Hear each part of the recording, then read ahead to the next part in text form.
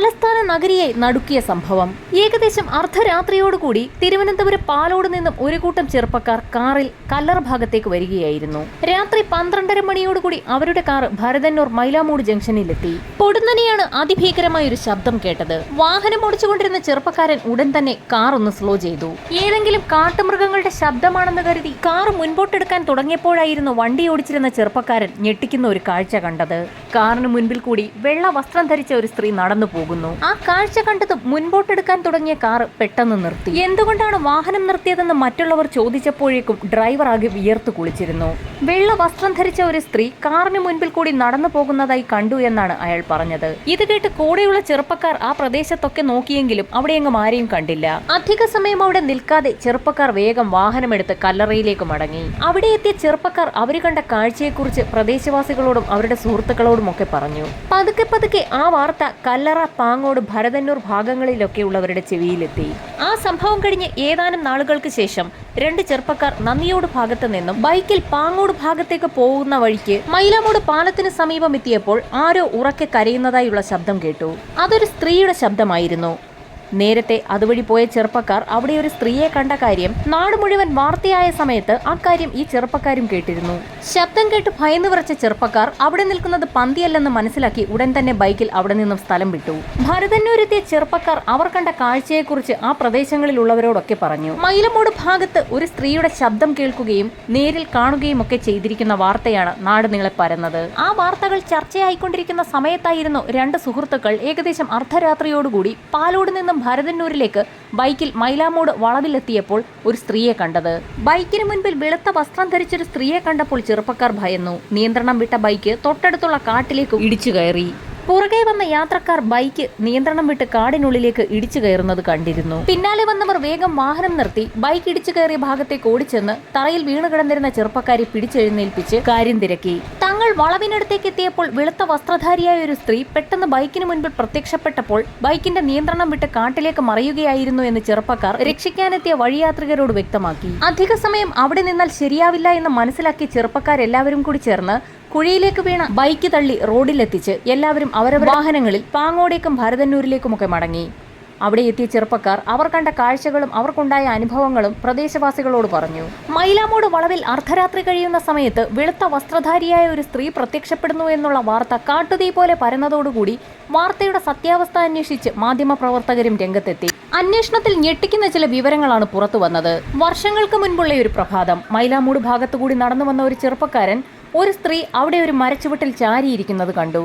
അവരുടെ തലമുടിയാകട്ടെ മരത്തിന് പിറകിലേക്ക് പിടിച്ചു കെട്ടിയ നിലയിലായിരുന്നു. അസ്വാഭാവികമായ നിലയിൽ ഒരു സ്ത്രീ ചാരിയിരിക്കുന്നത് കണ്ടപ്പോൾ ചെറുപ്പക്കാരൻ അവരുടെ അടുത്തേക്ക് ഓടിയെത്തി. സ്ത്രീയുടെ മുഖത്തേക്ക് നോക്കിയ ചെറുപ്പക്കാരൻ ഭയന്ന് വിറച്ച് പുറകോട്ട് മാറി. ആ സ്ത്രീയുടെ കഴുത്തറ്റിരിക്കുകയായിരുന്നു. പെട്ടെന്നാണ് മറ്റൊരു കാഴ്ച അയാളുടെ ശ്രദ്ധയിൽപ്പെട്ടത്. ആ സ്ത്രീ പൂർണ്ണ ഗർഭിണിയായിരുന്നു. മൈലാമൂട് വളവിന് സമീപം പൂർണ്ണ ഗർഭിണിയായ ഒരു സ്ത്രീ കൊല്ലപ്പെട്ട് ഒരു മരച്ചുവട്ടിൽ ചാരിയിരിക്കുന്നു എന്നുള്ള വാർത്ത നാട്ടിലാകെ പരന്നു. സംഭവം അറിഞ്ഞ് പോലീസ് അവിടെ എത്തി. അവിടെ കൂടി നിന്ന നാട്ടുകാരോട് സ്ത്രീയെക്കുറിച്ച് വിശദമായി അന്വേഷിച്ചെങ്കിലും അവർക്കാർക്കും ആ സ്ത്രീയെ കണ്ടുപരിചയമുണ്ടായിരുന്നില്ല. ആരാണ് കൊല്ലപ്പെട്ട സ്ത്രീ? ആരാണ് അവരെ കൊന്നത്? എന്തിനാണ് കൊന്നത്? എന്നീ ചോദ്യങ്ങൾക്കുള്ള ഉത്തരത്തിനായി പോലീസ് വിപുലമായ അന്വേഷണം ആരംഭിച്ചു. അജ്ഞാതയായ സ്ത്രീ കൊല്ലപ്പെട്ട വാർത്ത പത്രങ്ങളിലടക്കം ഫോട്ടോയുൾപ്പെടെ പ്രചരിച്ചു. പത്രവാർത്ത കണ്ട ചിലർ അവരെ പരിചയമുണ്ടെന്ന് പറഞ്ഞ് പോലീസ് സ്റ്റേഷനിലെത്തി. അത് സുമതിക്കുട്ടി എന്ന സ്ത്രീയായിരുന്നു. ഒരു സമ്പന്ന കുടുംബത്തിലെ ജോലിക്കാരി. കല്ലറ കാരേറ്റ് ഭാഗത്താണ് അവർ ജോലിക്ക് നിൽക്കുന്നത്.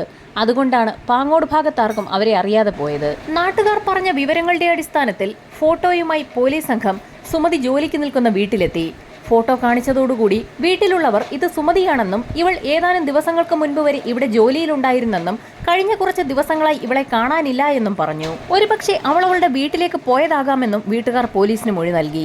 വീട്ടുകാരുടെ മൊഴിയൊക്കെ രേഖപ്പെടുത്തിയെങ്കിലും അവർ പറഞ്ഞ കാര്യങ്ങളിലൊന്നും പൂർണ്ണ വിശ്വാസം വരാത്ത പോലീസുകാർ അയൽപക്കത്തുള്ള ആളുകളോടും സുമതിയെക്കുറിച്ച് അന്വേഷിച്ചു. സുമതി അതിസുന്ദരിയായ ഒരു യുവതിയായിരുന്നു.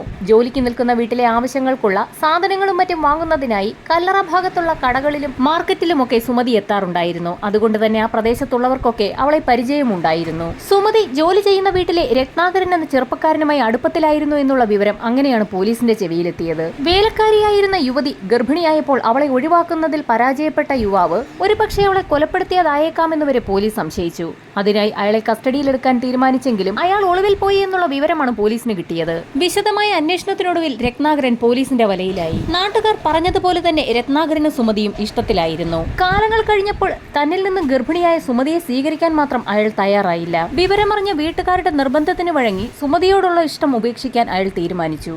സുമതിയെ ഒഴിവാക്കാൻ തീരുമാനിച്ച കാര്യം രത്നാകരൻ തന്റെ സുഹൃത്ത് രവീന്ദ്രനോടും പറഞ്ഞു. ഇരുവരും ചേർന്ന് സുമതിയെ ഇല്ലാതാക്കാൻ ഒരു പ്ലാൻ തന്നെ തയ്യാറാക്കി. പ്ലാൻ അനുസരിച്ച് സുമതിയുടെ അടുത്തെത്തിയ രത്നാകരൻ തന്റെ സുഹൃത്ത് രവീന്ദ്രന്റെ കാർ കയ്യിൽ കിട്ടിയിട്ടുണ്ടെന്നും നമുക്കതിലൊന്ന് കറങ്ങിയിട്ട് വരാമെന്നും പറഞ്ഞ് അവളെയും കൂട്ടി അവിടെ നിന്നിറങ്ങി. പുറത്ത് റോഡിൽ അവരെയും കാത്ത് രവീന്ദ്രൻ കാറുമായി എത്തിയിട്ടുണ്ടായിരുന്നു. ഇരുവരും കാറിൽ കയറിയ ശേഷം അവിടെ നിന്നും യാത്ര പുറപ്പെട്ടു. രത്നാകരൻ തന്നോട് പറഞ്ഞ സ്ഥലത്തേക്കൊന്നുമല്ല കാർ കൊണ്ടുപോകുന്നതെന്ന് മനസ്സിലാക്കിയപ്പോൾ സുമതി ആ യാത്രയെക്കുറിച്ച് പല പ്രാവശ്യം ചോദിച്ചു. ഇവിടെയൊക്കെ ഒന്ന് കറങ്ങിയ ശേഷം പറഞ്ഞ സ്ഥലങ്ങളിലൊക്കെ കൊണ്ടുപോകാമെന്ന് അയാൾ മറുപടിയും നൽകി. പല സ്ഥലത്തും കറങ്ങിയ ശേഷം രത്നാകരൻ പറഞ്ഞതനുസരിച്ച് രവീന്ദ്രൻ ആ കാറ് നന്ദിയോട് ഭാഗത്തു നിന്നും ഭരതന്നൂരേക്കുള്ള വനത്തിനകത്തുകൂടി ഓടിച്ചു തുടങ്ങി. മൈലാമൂട് ഭാഗത്തുള്ള എസ് വളവിനെത്തിയ കാർ ഒന്ന് നിന്നു. ഇങ്ങനെയൊരു സ്ഥലത്ത് എന്തിനാണ് വാഹനം നിർത്തിയതെന്ന് ചോദിച്ച സുമതിയോട് തനിക്ക് ആരും കാണാതെയും കേൾക്കാതെയും ചില കാര്യങ്ങൾ പറയാനുണ്ടെന്ന് രത്നാകരൻ വ്യക്തമാക്കി.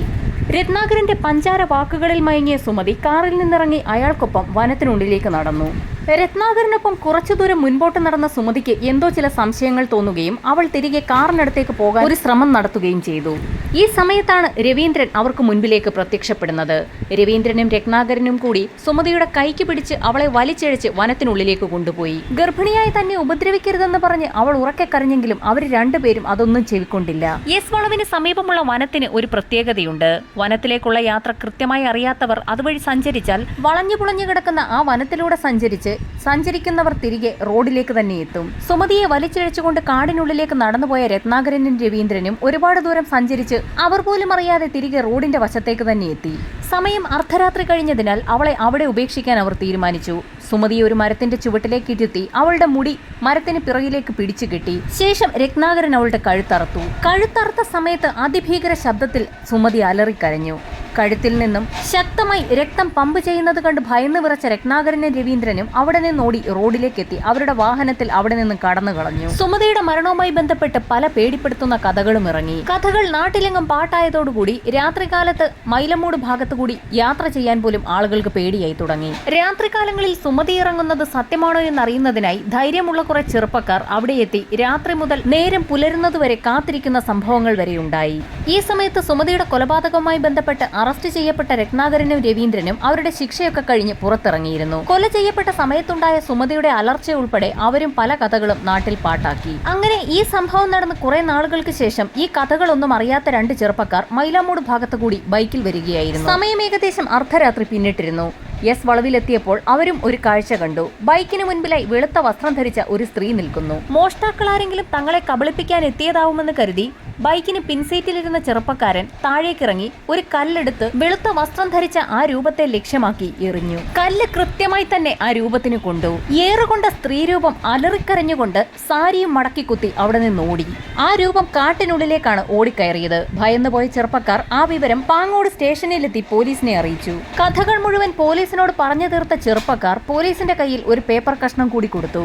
കഴിഞ്ഞ ദിവസം രാത്രിയിൽ അവരുടെ ഏറുകൊണ്ട് അവിടെ നിന്ന് ഓടിപ്പോയ യക്ഷിയുടെ കയ്യിൽ നിന്നും താഴെ വീണുപോയ പേപ്പറായിരുന്നു അത്. ആ പേപ്പർ നിവർത്തി നോക്കിയ പോലീസുകാർ ആകെ ഞെട്ടി.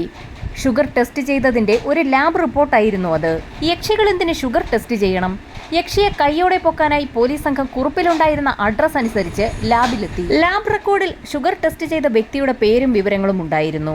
അതൊരു പുരുഷനാണെന്ന് മനസ്സിലായി. പോലീസ് സംഘം അയാളെ കൈയോടെ പൊക്കി. യക്ഷിയുടെ വേഷം കെട്ടി മോഷണം നടത്തുന്ന ഒരു ചെറുകിട മോഷ്ടാവായിരുന്നു അത്. എസ് വളവിലെത്തുന്ന ആളുകളെ ഭയപ്പെടുത്തി അവരിൽ നിന്ന് സ്വർണവും പണവും ഒക്കെ തട്ടി അതൊക്കെ സുമതി ചെയ്യുന്നതാണെന്ന് വരുത്തി തീർക്കാനായിരുന്നു അവന്റെ ശ്രമം. എസ് വളവിനെത്തുന്ന വാഹനങ്ങൾ ഓഫാകുന്നത് പതിവാകുന്ന വാർത്തയും പ്രചരിച്ചിരുന്നു. വല്ലാതെ വളഞ്ഞു കിടക്കുന്ന ഒരു റോഡും പിന്നീടുള്ള കയറ്റവും.